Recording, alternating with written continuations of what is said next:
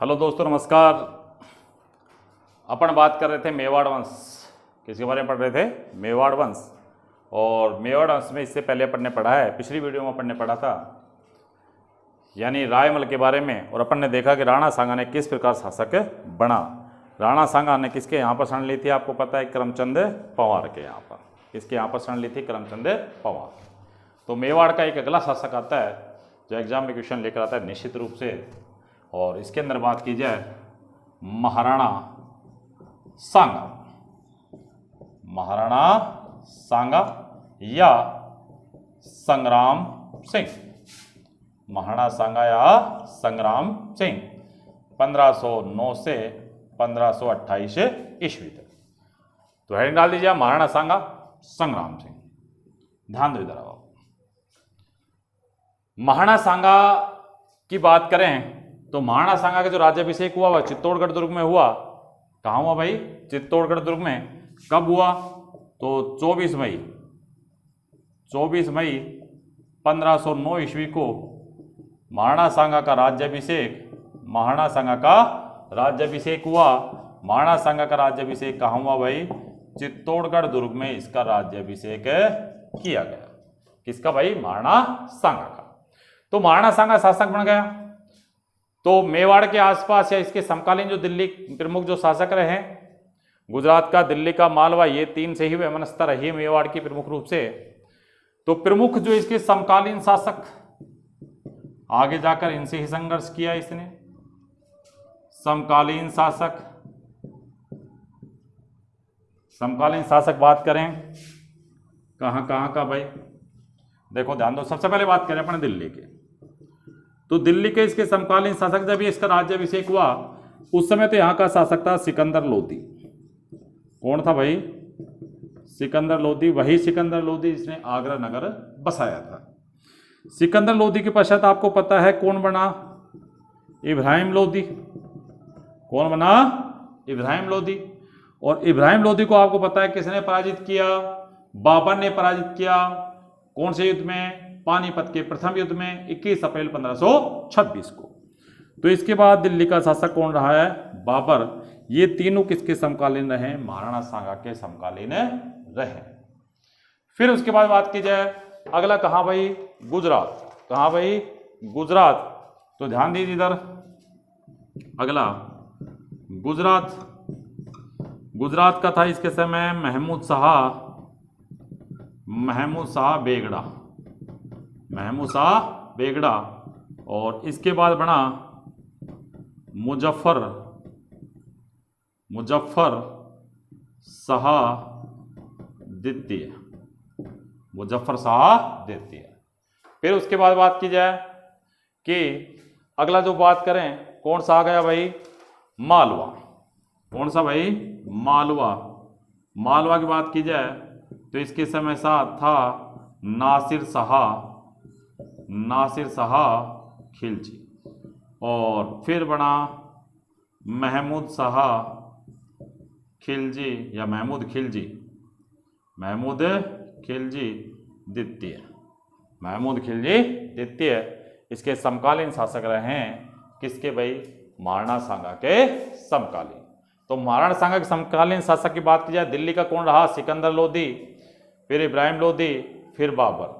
गुजरात का कौन बना? महमूद शाह बेगड़ा, मुजफ्फर शाह द्वितीय। और मालवा का नासिर शाह खिलजी, महमूद खिलजी द्वितीय। इसके समकालीन शासक रहे हैं किसके भाई? महाराणा सांगा के। फिर थोड़ा सा और बात की जाए महाराणा सांगा के बारे में। महाराणा सांगा ने भाई एक आंख, एक पैर, एक हाथ ये खो दिए थे। और महाराणा सांगा के शरीर पर 80 घाव होने के कारण, महाराणा सांगा का शरीर पर कितने घाव थे? 80। और आपको बताया था मैंने महाराणा सांगा के पहला घाव किससे लगा था?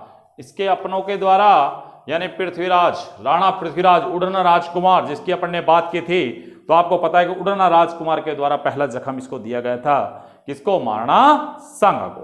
तो महाराणा सांगा के शरीर पर 80 घाव थे। कितने घाव थे भाई? 80 घाव थे। इसलिए कर्नल जेम्स टोड ने महाराणा सांगा महाराणा सांगा को किसकी उपाधि दी है? सैनिक भग्नावेश की। किसकी उपाधि दी है? सैनिक भग्नावेश के नाम से भी राणा सांगा को जाना जाता है। एक इतिहासकार हुआ है गौरीशंकर ओझा। गौरीशंकर ओझा, उसके अंदर और एक है डॉक्टर गौरीशंकर ओझा, वह एक है गोपीनाथ शर्मा। कौन हुआ भाई? गोपीनाथ शर्मा। तो गोपीनाथ शर्मा के अनुसार, गोपीनाथ शर्मा, तो गोपीनाथ शर्मा ने इसे हिंदूपात की उपाधि, हिंदूपात की उपाधि इसको प्रदान की है। किसको उपाधि प्रदान की है? हिंदूपात की उपाधि। महाराणा सांगा को हिंदूपात की उपाधि प्रदान की गई है। किसके द्वारा? गोपीनाथ शर्मा के द्वारा। फिर उसके बाद बात की जाए राणा सांगा ने, भाई आपको पता है राणा सांगा का जो शरण ली थी, किसने शरण ली थी? करमचंद पवार ने। जब राणा सांगा मेवाड़ की गद्दी पर बैठा, राणा सांगा जब मेवाड़ की गद्दी पर बैठा, तो इसने मेवाड़ की गद्दी पर बैठते ही, मेवाड़ की गद्दी पर बैठते ही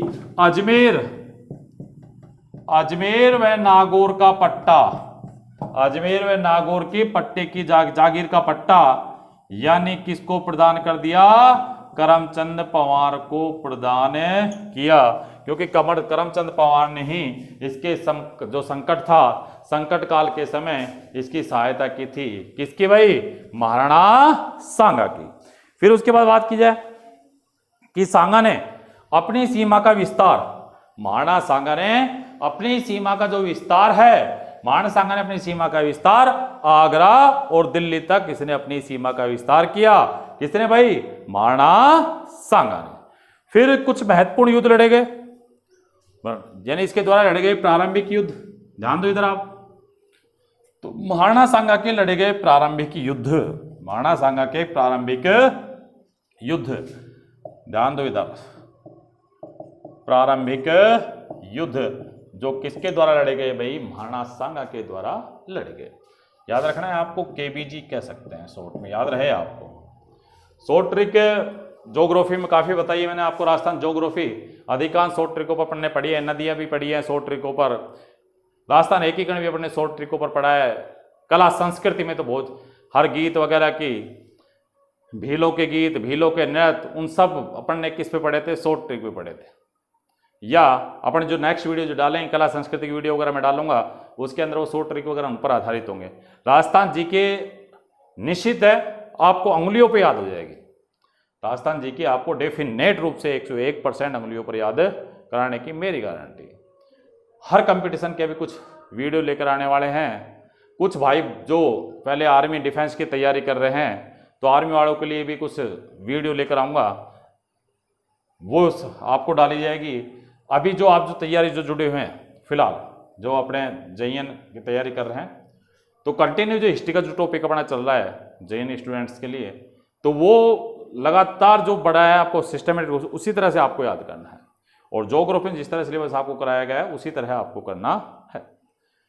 और लाइव क्लास के माध्यम से जो पढ़ रहे हैं, इनके जो नोट्स है वो आप PDF से प्राप्त करें और वहां से आपको नोट्स जो उपलब्ध हैं उनको नोट करना है। ध्यान दीजिए आप, प्रारंभिक युद्ध केबीजी के अंदर बात करें, इसने कौन कौन से युद्ध लड़े, महाराणा सांगा ने कौन कौन से युद्ध लड़े, तो ध्यान दीजिए आज इसके प्रारंभिक युद्ध के बारे में ध्यान दो। सबसे पहले के यानी खातौली का युद्ध, ये क्रम याद रखना है भैया आपको। खातौली का युद्ध, खातौली का युद्ध कब लड़ा गया? 1517 में। खातौली का मैदान वर्तमान में, खातौली वर्तमान में कहाँ? कोटा में। कहाँ पर भाई? कोटा। किस किस के बीच हुआ? इब्राहिम लोधी और किसके बीच लड़ा गया भाई? राणा सांगा के मध्य यह युद्ध लड़ा गया। किस किस के बीच लड़ा गया? इब्राहिम लोधी व राणा सांगा के मध्य यह युद्ध। तो यह युद्ध किसके द्वारा लड़ा गया? इब्राहिम लोधी व राणा सांगा के मध्य लड़ा गया। और इस युद्ध में भाई बात करें विजय कौन हुआ, तो भाई इस युद्ध में विजय हुआ राणा सांगा। कौन विजय हुआ भाई? राणा सांगा इस युद्ध में विजय हुआ। अगले युद्ध की बात की जाए तो अगला युद्ध भी यानी इब्राहिम लोधी तो इब्राहिम लोदी की बात करें तो इब्राहिम लोदी ने कातोलिकी युद्ध का बदला लेने के लिए एक युद्ध हुआ, उस युद्ध को कहा जाता है बांडी का युद्ध। कौन सा युद्ध भाई? बांडी का युद्ध 1518-19। याद रहे बांडी कहाँ पर है? धौलपुर। बांडी का मैदान कहाँ? धौलपुर में।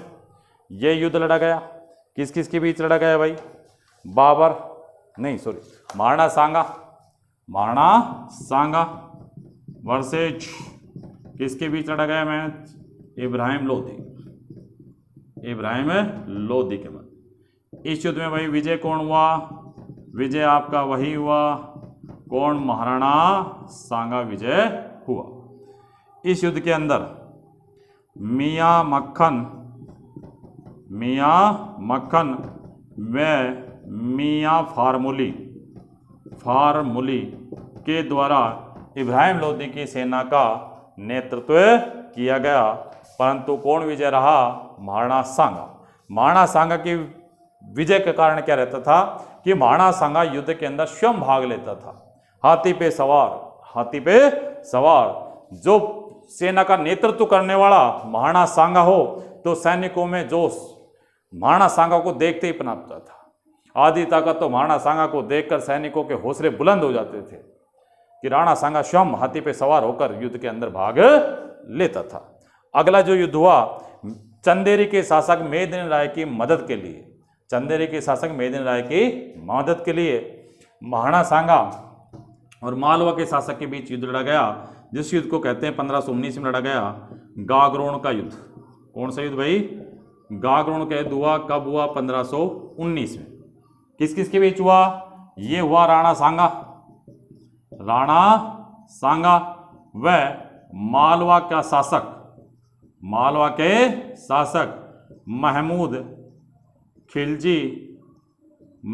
खिलजी द्वितीय। इसके मध्य हुआ विजय आपका कौन हुआ भाई? राणा सांगा। किसकी सहायता के लिए? चंदेरी के शासक मेदिनी राय की सहायता के लिए महाराणा सांगा ने यह युद्ध लड़ा। और आप इन युद्धों में भी सफलता के पश्चात महाराणा सांगा एक हिंदुआ सूरज के रूप में, हिंदूपथ के रूप में स्थापित हुआ।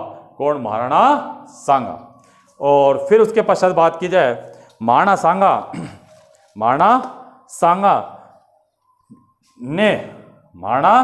सांगा को हिंदूपथ भी कहा, जैसे मेवाड़ के जो शासक है उसको हिंदुआ सूरज के नाम से भी जाना जाता है। अब इधर बात करें दिल्ली में इब्राहिम लोदी। तो इब्राहिम लोदी का भाई था, चचेरा भाई दौलत खां लोदी। उसने बाबर को आमंत्रित किया दिल्ली पर आक्रमण करने के लिए। तो बाबर एक अफगानी शासक था फरगना का, उसने क्या है कि भारत पर आक्रमण किया। पानीपत का जो युद्ध हुआ, पानीपत के युद्ध सहित या पानीपत के आक्रमण सहित बाबर के भारत पर 5 बार आक्रमण किया गया है। कितने बार आक्रमण किया है? 5 बार। पहला आक्रमण बाबर ने भैरा के किले पर 1518-19 में किया था, और पानीपत के युद्ध सहित पूछे तो 5 आक्रमण। कितने आक्रमण किए हैं? 5 बार आक्रमण किए। किसने भाई? बाबर ने। बाबर शुरू में कहाँ का शासक था? फरगना का। फरगना ने कहा? काबुल, अफगान। काबुल यानी अफगान। अब बात करें कि बाबर और दिल्ली का शासक कौन? इब्राहिम लोदी। उसके मध्य एक महत्वपूर्ण युद्ध हुआ, और उस युद्ध को कहा जाता है एक ऐतिहासिक युद्ध, एक निर्णायक युद्ध। यानी भारत में, थोड़े ध्यान दीजिए आप, इसको सब हेडिंग बना के लिखना है, नोट डाल के। भारत में मुगल सत्ता की स्थापना।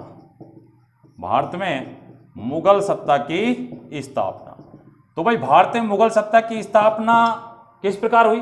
तो आपको पता है कि बाबर ने पानीपत दिल्ली पर आक्रमण किया, जिसके लिए एक युद्ध हुआ, पानीपत का प्रथम युद्ध। तो पानीपत का प्रथम युद्ध कब हुआ? अरे बताना है, याद रखना है, ये नहीं घर वालों ने मना कर रखा है युद्ध में भाग नहीं लेना। पानीपत का प्रथम युद्ध, तो ध्यान दीजिए आप, पानीपत का प्रथम युद्ध कब हुआ? 21 अप्रैल 1526 ईस्वी को। किस किस के बीच हुआ भाई ये? बाबर वर्सेज इब्राहिम लोदी। बाबर वर्सेज इब्राहिम लोदी। और भारत में पहली बार तोपखाने का प्रयोग इसी युद्ध के अंदर किया था। किसमें? भारत में। और राजपूताना में बात की जाए तो राजपूताना में तोपखाने का प्रयोग होगा खानवा के युद्ध में। किसके अंदर होगा? खानवा के अंदर। तो इसके अंदर विजय बात करें तो यानी इब्राहिम लोदी मारा गया और विजय कौन हुआ भाई? बाबर हुआ। और भारत में दिल्ली सल्तनत पर या दिल्ली पर मुगल वंश की स्थापना हुई, यानी मुगल काल की शुरुआत हुई। अब बाबर का ध्यान क्या है कि पूरे भारत पर साम्राज्य विस्तार करना था। तो बाबर का ध्यान गया पहले राजपूताना की तरफ। कहाँ गया? राजपूताना की तरफ।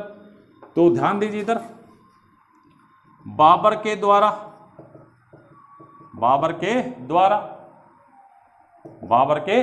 किए गए आक्रमण, बाबर के द्वारा किए गए आक्रमण, या नोट डाल के लिखना, बाबर के प्रमुख आक्रमण, जिन्हें ये कह सकते हैं आप पंचवर्षीय योजना, प्रमुख 5 युद्ध। देखो कैसे याद रखना है, बस नोट डाल के लिखना है आपको। 1526, 1527, 1528, 1529, 5 वर्ष की योजना है भाई ये। 1530 कितने वर्ष की योजना? 5 वर्ष की। 5 वर्ष की योजना को क्या कहते हैं? पंचवर्षीय योजना। भाई 1526 में बाबर ने पानी पिया, 1527 में खाना खाया, फिर इसने चांद देखा, 1529 में घर गया और 1530 में मर गया। 1526 में क्या किया? पानी पिया, 27 में खाना खाया, 28 में चांद देखा, 29 में घर गया और 1530 में मर गया। अरे ध्यान दो, पानी पिया अर्थात पानीपत का प्रथम युद्ध। पानीपत का युद्ध। खाना खाया यानी कौन सा युद्ध है? खानवा। कौन सा युद्ध भाई? खानवा का युद्ध। चांद देखा यानी कौन सा? चंदेरी का। कौन सा? चंदेरी। चंदेरी कहाँ है? गुजरात में। कहाँ है? गुजरात में। घर गया यानी घाघरा का युद्ध। घाघरा का युद्ध कहाँ? बिहार में। और 1530 में मर गया आगरा के अंदर। वैसे बाबर का मकबरा कहाँ है? काबुल में। जहाँ से आया वहीं को चला गया। तो ये किसकी बात हुई? अपने थोड़ी बाबर की, परंतु इसको बात करनी थी। अपना राणा सांगा चल रहा था। कौन चल रहा था भाई? राणा सांगा चल रहा था। तो राणा सांगा की बात की जाए, बाबर की वैसे आत्मकथा, आपको याद होनी चाहिए। तुझुके बाबरी या बाबर नामा, जिसमें तुझुके बाबरी में बाबर ने लिखा है कि राणा सांगा ने मुझे भारत पर आक्रमण के लिए प्रेरित किया था या निमंत्रण दिया था, पर ऐसा नहीं है। ये सिर्फ किसका व्याख्यान है? महाराणा सांगा का, बाबर का व्याख्यान है। किसका है? बाबर के द्वारा लिखा गया। फिर उसके बाद बात की जाए, बाबर के अनुसार भारत में 2 प्रमुख शक्तिशाली हिंदू शासक रहे, जिसने बाबर ने प्रमुख रूप से उनको महत्व दिया था। नंबर 1 तो बात करें मेवाड़ का महाराणा सांगा, एक विजयनगर, दक्षिण में विजयनगर का कृष्णदेवराय, विजयनगर का कौन भाई? कृष्णदेवराय।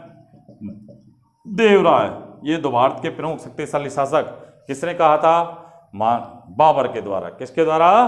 बाबर के द्वारा। अब राणा सांगा के लिए यानी बाबर ने क्या किया कि राणा सांगा के एक अधीन दुर्ग था बयाना का दुर्ग, उस पर अपना अधिकार कर लिया और दुर्ग रक्षक किसको नियुक्त कर दिया? मेहंदी ख्वाजा को। किसको नियुक्त कर दिया? मेहंदी ख्वाजा को। एक तरह से ये कहें कि महाराणा सांगा से छेड़छाड़ हो गई। महाराणा सांगा को निमंत्रण दिया किसने? बाबर ने, युद्ध के लिए। बाबर स्वयं लड़ने नहीं आया, बाबर ने उसका दुर्ग रक्षक किसको? मेहंदी ख्वाजा को नियुक्त कर दिया। बाबर ने वहां पर सेना भेजी मोहम्मद सुल्तान मिर्जा के नेतृत्व में सेना भेजी और स्वयं टिक गया सीकरी में। कहां पर है? सीकरी के अंदर। तो राणा सांगा ने भाई युद्ध किया या आक्रमण किया किस पर? बयाना पर। किस पर? बयाना पर। तो एक महत्वपूर्ण युद्ध हुआ, ध्यान दीजिए इधर। महाराणा सांगा और बाबर के मध्य 2 प्रत्यक्ष और अप्रत्यक्ष रूप से 2 युद्ध हुए। प्रत्यक्ष रूप से युद्ध हुआ खानवा का युद्ध, और एक हुआ अप्रत्यक्ष रूप से बयाना का युद्ध, जिसमें बाबर की सेना का नेतृत्व किया गया था दुर्ग रक्षक मेहंदी ख्वाजा, ठीक है, उसके द्वारा। ध्यान दीजिए आप इधर, महत्वपूर्ण युद्ध भाई कौन सा? बयाना का युद्ध। बयाना का युद्ध कब हुआ भाई? 16 फरवरी 1527 को, 16 फरवरी 1527 को। किस किस के बीच हुआ? वही लिखेंगे, राणा सांगा वर्सेस बाबर के मध्य, बाबर के मध्य। बाबर का दुर्ग रक्षक, बाबर का जो दुर्ग रक्षक था वो कौन था भाई? वो था मेहंदी ख्वाजा। कौन था भाई? मेहंदी ख्वाजा। फिर बात की जाए कि इसके अंदर बाबर ने, इसमें बाबर ने इसकी सहायता के लिए, बाबर ने सहायता के लिए सेना भेजी। बाबर ने सहायता के लिए क्या भेजी भाई? सेना भेजी। किसके नेतृत्व में? मोहम्मद सुल्तान मिर्जा, मोहम्मद सुल्तान मिर्जा के नेतृत्व में सेना भेजी। परंतु महाराणा सांगा का इस प्रकार तीव्र गति से पहले प्रहार के अंदर ही ये सेना चित हो गई। यानी महाराणा सांगा कुछ ही घंटों के अंदर, कुछ ही पल के अंदर इस युद्ध के अंदर विजय हो गया। महाराणा सांगा की ऐसी वीरता को देखकर जो ये सैनिक थे वो कहां पहुंचे? सीकरी पहुंचे। महाराणा सांगा ने सबसे बड़ी गलती ये की कि उन सैनिकों को जिंदा छोड़ दिया। तो वो सैनिक भागकर पहुंचे किसके पास? बाबर के पास, बाबर के सेना पास। उन्होंने राजपूत शासकों की वीरता का व्याख्यान किया, जिससे वहां पर मौजूद सैनिकों में राणा सांगा के प्रति भय व्याप्त हुआ और वहां से सैनिक भगने लगे। अब इस बात से भयभीत भी हुआ कौन भाई? बाबर। परंतु बाबर ने यानी सेना को संगठित किया। पहले क्या कार्य किया? सेना को संगठित किया और उसने कहा कि जिहाद का नारा दिया। क्या नारा दिया भाई? जिहाद का। एक अगले युद्ध की तैयारी। इधर राजपूत शासक वीरता में मगन थे, विजय जो युद्ध में विजय पताका फहराई थी उसके जश्न मना रहे थे। महाराणा सांगा ने एक परंपरा को अपनाया, राजपूत शासकों को निमंत्रण दिया, जिसमें राजपूत शासकों ने या रियासत के शासकों को जो निमंत्रण दिया उस परंपरा, उनको बुलाया गया। इस परंपरा को कहते हैं पाती परवेन की परंपरा। कौन सी परंपरा? पाती परवेन की परंपरा के नाम से भी जाना जाता है, जिसके कारण खानवा के युद्ध में अलग अलग रियासत के शासकों ने भाग लिया। तो एक भाई युद्ध की बात आ गई। अगला युद्ध जिसके तैयारी में मैंने आप बात कर रहा था, बाबर लीन था, तो वो था भाई खानवा का युद्ध। कौन सा युद्ध? खानवा का युद्ध। उसके घड़ी आ गई। तो खानवा के युद्ध को संगठित करने के लिए जो सेना में भय व्याप्त था राणा सांगा के प्रति, तो बाबर ने क्या है कि एक जिहाद का नारा दिया। युद्ध को जीतने के इसके लिए कहा जिहाद का नारा, धर्म युद्ध का नारा दिया, जिससे और सैनिकों से उनके ऊपर लगने वाले तमगा कर को हटाने की घोषणा की, जिससे सैनिक इस युद्ध के अंदर रुके। खानवा के युद्ध की बात की जाए तो खानवा का युद्ध महत्वपूर्ण रूप से याद रहे 17 मार्च 1527 ईस्वी, 17 मार्च 1527 ईस्वी को किस किस के बीच हुआ भाई ये युद्ध? यानी खानवा कहां पर है? खानवा जो है ये है भाई रूपबास तहसील। रूपबास तहसील कहां? भरतपुर, वहां पर ये खानवा स्थित है। तो 17 मार्च 1527 को एक महत्वपूर्ण युद्ध लड़ा गया। किसके बीच लड़ा गया भाई? ये लड़ा गया यानी मेवाड़ का कौन भाई? महाराणा सांगा, महाराणा सांगा। और इधर कौन भाई? बाबर। उसके मध्य यह युद्ध लड़ा गया। बाबर ये एक मुगल शासक था, दिल्ली पर अपना साम्राज्य विस्थापित किया। कहाँ से आया था? अफगान से आया था। तो इनके मध्य युद्ध लड़ा गया, जिसके अंदर बात की जाए महाराणा सांगा ने विभिन्न रियासत के राजाओं को निमंत्रण देकर उनको इस युद्ध के अंदर बुलाया था।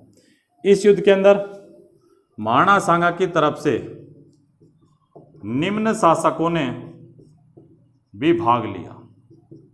निम्न शासकों ने भी भाग लिया था। किसकी तरफ से भाई? महाराणा सांगा की तरफ से, जिसे इस जो बुलाया गया था इस परंपरा को क्या कहते हैं? पाती परवेन। कौन सी पद्धति कहते हैं? पाती परवेन के तहत उनको बुलाया गया, जिसके अंदर याद रहे कुछ प्रमुख में लिखवा रहा हूं, आपको याद रहे। आमेर का था पृथ्वीराज कछावा। पृथ्वीराज कछावा इसने भाग लिया था भाई। एक बात की जाए मारवाड़ से, मारवाड़ का इस समय जो शासक था, मारवाड़ का शासक था तो भाई राव गंगा। राव गंगा ने अपने पुत्र किसके भाई? राव मालदेव के नेतृत्व में सेना भेजी। अगर पूछे किस शासक के द्वारा सहायता की गई तो वो है राव गंगा के द्वारा। परंतु युद्ध में भाग लेने वाला कौन था? मारवाड़ का राव मालदेव उसके द्वारा उसने इसके नेतृत्व में सेना भेजी। भाग लेने वाला युद्ध में कौन था? राव मालदेव। परंतु उस समय मारवाड़ का शासक कौन था? राव गंगा था। मारवाड़ का शासक कौन था भाई? राव गंगा। जबकि युद्ध में भाग लेने वाला कौन था? राव मालदेव। फिर उसके बाद बात की जाए बीकानेर का राव कल्याणमल। चंदेरी का था भाई मैदनी राय। कौन था? मैदनी राय। और उसके बाद बात की जाए सिरोही का था भाई अखेराज देवड़ा। कहां से भाई? सिरोही से। फिर उसके बाद गोगुंदा का झाला सज्जा। गोगुंदा का कौन भाई? झाला सज्जा। उसने भी इस युद्ध के अंदर भाग लिया। एक सलम्बर का कौन था भाई? झाला अज्जा काठियावाड़ से। झाला अज्जा। और अनेक शासकों ने इसके अंदर भाग लिया। और हाँ, एक महत्वपूर्ण और याद रहे, एक था हसन खां मेवाती अलवर से।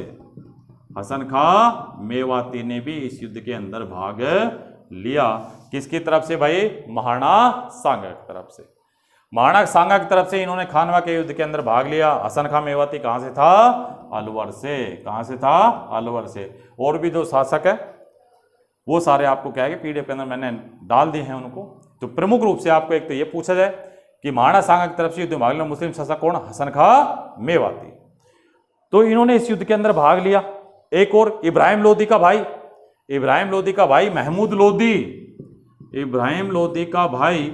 महमूद लोदी ने भी महाराणा सांगा की तरफ से इस युद्ध के अंदर भाग लिया। सैनिक तो किसके पास अधिक थे? महाराणा सांगा के पास सेना अधिक थी, परंतु इसके पास एक आधुनिक पद्धति थी। इसके पास प्रमुख रूप से क्या था? तोपखाना, जो राजपूताना में पहली बार प्रयोग किया जा रहा था। तोपखाना। इस युद्ध के अंदर इसने तोपखाना और तुलुगमा युद्ध पद्धति का प्रयोग किया। किसका प्रयोग किया भाई? तुलुगमा युद्ध पद्धति का प्रयोग किया, जिसके कारण बात करें युद्ध की भाई तैयारियां शुरू हो गई। देखो किस प्रकार सेना सजाई गई। खानवा के युद्ध में बात करें किस प्रकार सेना सजाई गई है, तो ध्यान दीजिए आप इधर एक मिनट। तुलुगमा पद्धति होती क्या है? तुलुगमा पद्धति एक अर्धचंद्राकार पद्धति होती है जो बाबर ने किससे सीखी थी? उज्बेकों से सीखी थी। किससे सीखी थी? उज्बेकों से। और तोप खाने की पद्धति सीखी थी किससे? अफगानियों से। तो इसके अंदर बात करें तो युद्ध के अंदर सेना सजाई गई किस प्रकार भाई? ये बात करें अपने महाराणा सांगा किस पे सवार था? हाथी पर सवार था। किस पे सवार था? हाथी पर। इसके पीछे बात करें यहीं पर हसन खां मेवाती। इधर बात करें मालदेव और अन्य राजपूत शासक इस प्रकार इसके पीछे थे। किसके भाई? महाराणा सांगा के। इधर बात करें ये आपका हो गया बाबर के 4 टाबर, एक हुमायूं, एक हुआ कामरान, ये इसके अंदर यहाँ थे। फिर ये सैनिक यहाँ तोपखाना छिपा रखा था, यहाँ फिर सैनिक, घुड़सवार सैनिक, और पहली बार काम में ली गई ये पद्धतियाँ जो सैनिक इससे जो अंजाम थे, इस कारण से इस पद्धति को कहा गया है अर्धचंद्राकार पद्धति। युद्ध में जब शंखनाद हुआ तो महाराणा सांगा स्वयं युद्ध में प्रवेश कर गया। इधर सैनिक राजपूतों के शासकों के हाथों में, सेना के हाथों में तलवार थी, सब युद्ध के अंदर प्रवेश कर गए। इधर से तोपों के मुंह खोल दिए गए, इधर से भाई आग के गोले बरस रहे थे, इधर तलवारें, घोड़े पे सवार सैनिक युद्ध के अंदर प्रवेश है। महाराणा सांगा स्वयं हाथी पे सवार था। किस पे सवार था? हाथी पे सवार था। अब सेना इसके अंदर प्रवेश कर गई। महाराणा सांगा का शरीर छलनी हो गया, उसके शरीर लगभग 80 घाव उस पर लगे। अब उसके बाद बात की जाए कि महाराणा सांगा मूर्छित अवस्था में आने लगा। कैसे अवस्था में आने लगा भाई? मूर्छित अवस्था के अंदर आने लगा। तो ऐसी स्थिति में महाराणा सांगा का मुकुट, महाराणा सांगा का यानी मुकुट धारण किया। महाराणा सांगा का जो मुकुट धारण किया गया, इसके अंदर इन महाराणा सांगा को यानी जब मूर्छित अवस्था में झाला अज्जा के द्वारा महाराणा सांगा का मुकुट धारण किया गया और महाराणा सांगा को मूर्छित अवस्था में बसवा लाया गया। जब महाराणा सांगा को बसवा लाया गया तो महाराणा सांगा को जब उसने होश आया, झाला अज्जा ने यानी मारा गया, क्योंकि मुगल शासकों ने समझा कि महाराणा सांगा यहीं युद्ध लड़ रहा है, जबकि वो वीर गति को प्राप्त हुआ। फिर बात की जाए कि जब उसे महाराणा सांगा को बसवा लाया गया तो उस होश आया, तो महाराणा सांगा ने भाई उसे कहा मैं कहाँ पर, युद्ध मैदान में होना चाहिए मेरे को। तो उसने कहा कि हमारे भाई युद्ध का परिणाम क्या रहा, और महाराज आपकी पराजय हुई। तो महाराणा सांगा ने कहा कि मैं मेवाड़ में कदम नहीं रखूंगा, मैं मेवाड़ में कदम नहीं रखूंगा, मेवाड़ में कदम तभी रखूंगा जब मैं बाबर को पराजित नहीं कर देता। तो क्या था कि बाबर चंदेरी के शासक के खिलाफ अभियान लेकर जा रहा था, चंदेरी के शासक मेदिनी राय के विरुद्ध अभियान लेकर जा रहा था। तो महाराणा सांगा जब इस बात का लगा तो ये यहाँ से उसका पीछा करते हुए चल देता है। इसने उसी प्रकार अन्य शासकों को आमंत्रित किया, सभी शासकों ने महाराणा सांगा की बात को स्वीकार कर लिया। पर और सभी शासकों को ये लग रहा था भाई इस समय के युद्ध के लिए कुछ तैयार भी नहीं थे। तो क्या हुआ कि कालपी नामक स्थान पर, कालपी कहाँ पर है भाई, जिसे इल्ची वर्तमान कह सकते हैं, इल्ची या कालपी नामक स्थान कहाँ पर है? एमपी में। सभी ने देखा महाराणा सांगा की ऐसी अवस्था, एक आंख नहीं है, एक पैर नहीं है, एक हाथ नहीं है, शरीर पूरा भगना वैसे में बदला हुआ है। ऐसी अवस्था में लक्ष्य किसको? बाबर को पराजित करना है, ये राणा सांगा का लक्ष्य था। तो सोचा कि भाई इस तरह ये तो खुद तो मरेगा, हमें और मारेगा। तो क्या किया कि कुछ सैनिकों के द्वारा इसको विष दे दिया गया। ये बताया जाता है या ये कहें कि महाराणा सांगा के स्वास्थ्य में गिरावट आने के कारण इसकी वहीं पर मृत्यु हो गई। फिर बाद में इसके शव को मांडलगढ़ लाया गया। मांडलगढ़ भीलवाड़ा में इसका दाह संस्कार किया गया। मांडलगढ़ भीलवाड़ा में महाराणा सांगा का दाह संस्कार किया गया और यहीं पर इसकी छतरी बनी हुई है। तो महाराणा सांगा की छतरी कहाँ पर है? मांडलगढ़ भीलवाड़ा में स्थित है। ठीक है, इसके बाद बात करेंगे नेक्स्ट वीडियो में। धन्यवाद।